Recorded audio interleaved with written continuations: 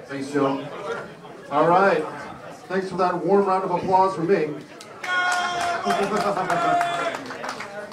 First of all, it's an honor to be among all these great wrestling fans, the promoters, all the wrestlers. Joe Bruin, thank you for having me here. This is one of the greatest honors of my life, to be inducting Larry Zbyszko into the New England Pro Wrestling Hall of Fame. It's truly a pleasure. Okay, everybody. Got a complaint? This speech is so good, I wrote it down. I even typed it. Thank you. I am a spudhead. For those of you that don't know, spudhead is a term of affection used by our next inductee for his legion of fans. I'm speaking of the Lidging legend, Larry Zbyszko. Larry's use of stalling and egging on the fans would influence his peers and later generations in the fine art of wrestling as a heel. Mr. Larry Zbyszko reportedly stalled in one match for 16 minutes. Welcome to Larryland. Of course, when it came down to the actual collar and elbow tie-up, Larry Zbyszko could wrestle with the best of them. Even the great Tom Zink. These are the jokes. It would be easy to laundry list the titles and accomplishments that Larry Zbyszko has achieved in his glorious career. But ladies and gentlemen, championships and titles do not make legends. Legends make championships. Thank you. I'd like to share with you just 3 of my favorite Larry Zbyszko memories. In 1986, Larry Zbyszko wrestled the great Nick Bockwinkel in a no disqualification match. Just as the bell rang, Larry charged Nick, whacked him upside the head with a pair of nunchucks, and was promptly disqualified, upsetting the Midwest Spudheads. Being disqualified in a no disqualification match? Welcome to Larryland. In 1988, Larry Zbyszko defeated Barry Windham for the Western States Heritage title. What amazes me is that Larry, a native of Pennsylvania, beat Windham, a native of Texas, for something called the Western States Heritage title and a pay-per-view called the Bunkhouse Stampede. Maybe it helped Larry that the match was in New York's Nassau Coliseum.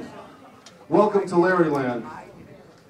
In 1989, upon winning his first of 2 AWA World Heavyweight Championships, Larry Zbyszko had a post-match interview in the dressing room with Pro Wrestling Illustrated's Bill Apter.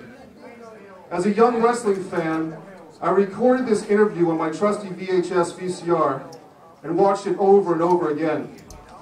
This might be a really bad Larry Zbyszko impersonation, but it's my honor to share with you Larry Zbyszko's epic words upon winning the AWA World title. So here it goes. I was trained by Sir Martino, Strongbow, Morales. I'm from a generation you don't find anymore. You robotized flock of homogenized sheep. All you care about is what color your hair is or how white your teeth are. You don't know the hard way anymore. I couldn't help but to become World Heavyweight Champion because it was my destiny. I had no choice. Flair, the other one, if you don't answer my challenge, you're the cowards. Because I, Larry Zbyszko, after 14 glorious years, am the heavyweight champion of the world. Welcome to Larryland.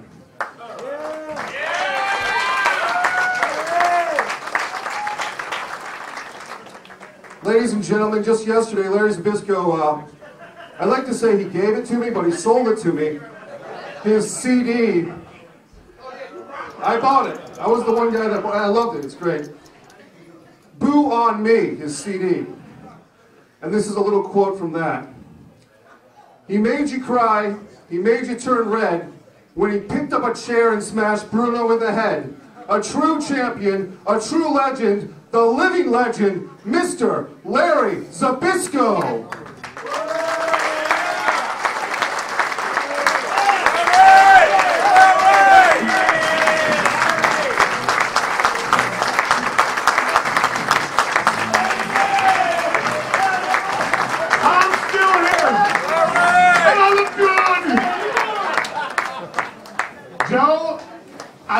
say anything until you give me $25,000.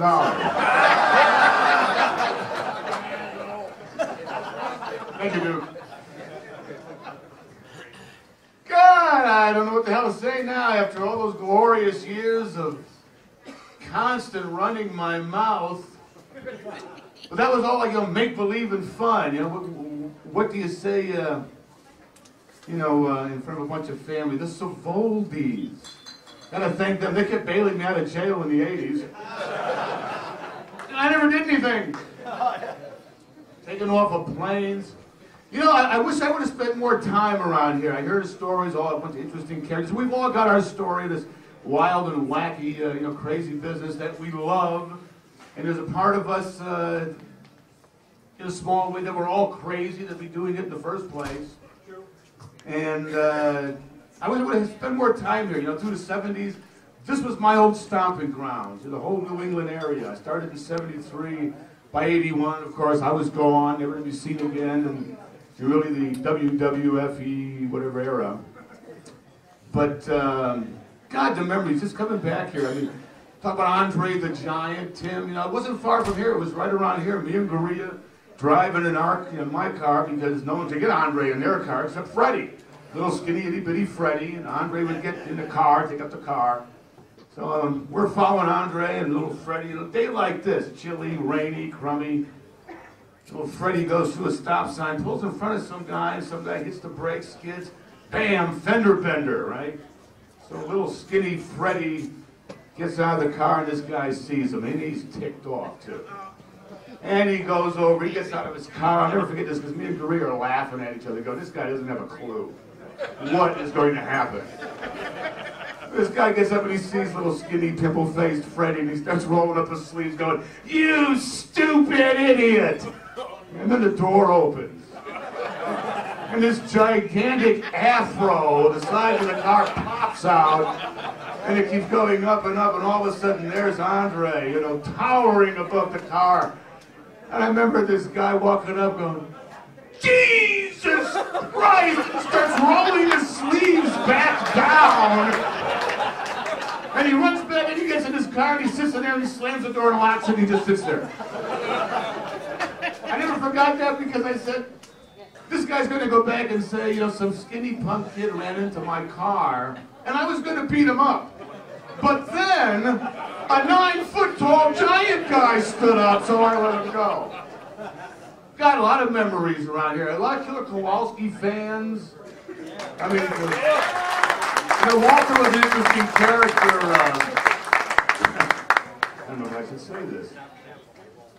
But he was an interesting character, and he was one of the guys. God, now I'm a classic. I'm up here a classic, and it seems like yesterday I was a kid talking to Walter, and I was in awe of Walter because he was a classic.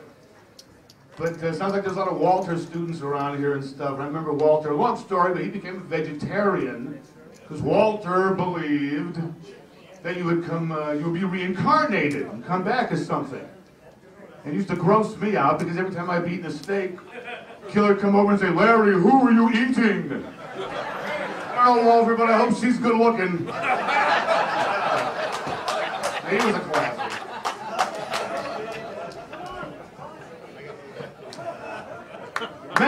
Memories. Well, they're still here. I don't know what else to say except, the family thing is right, and God bless this business, because this was my destiny, and if I wasn't doing this, I wouldn't have a clue what the hell to be. In fact, half the guys in this business, we would have been locked away in some asylum, because, in normality, we didn't fit. In the wrestling business, we were right at home, and I'm up here only because you people give a damn, so God bless you. It was a great career, and we're still trucking, baby.